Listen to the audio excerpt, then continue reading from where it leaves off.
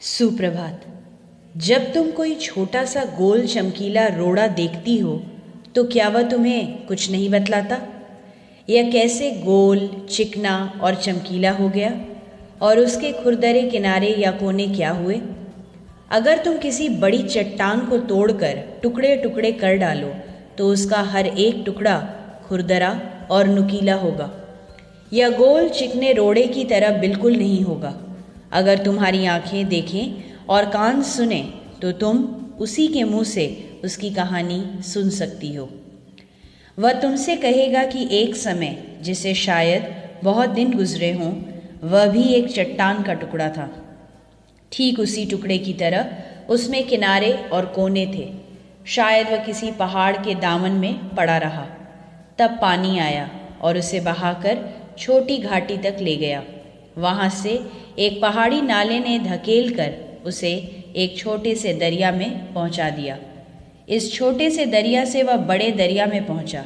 इस बीच वह दरिया के पेंदे में लुढ़कता रहा। उसके किनारे घिस गए और वह चिकना और चमकदार हो गया। इस तरह वह कंकड़ बना जो तुम्हारे सामने है।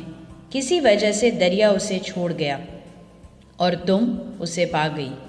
दरिया उसे और आगे ले जाता तो वह छोटा होते होते अंत में बालू का एक जर्रा हो जाता और समुद्र के किनारे अपने भाइयों से जा मिलता, जहाँ एक सुंदर बालू का किनारा बन जाता जिस पर छोटे छोटे बच्चे खेलते और बालू के घरौंदे बनाते।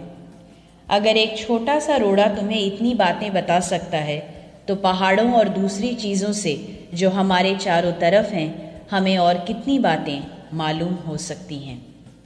ये बातें जवाहरलाल नेहरू की थीं। आशा है आपको बेहद पसंद आई होंगी। ये कुदरत की जीवन कथा है।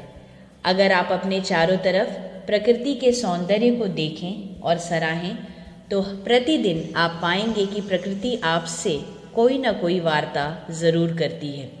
और एक बार आप अपने देखने का दृष्टिकोण बदलेंगे तो आपका हर दिन पहले से ज़्यादा सार्थक और बेहतर होगा। चैनल को लाइक, शेयर एवं सब्सक्राइब करें और अपना फीडबैक कमेंट सेक्शन में ज़रूर दें। आपका दिन मंगलमय हो। हमेशा मुस्कुराते रहें। धन्यवाद।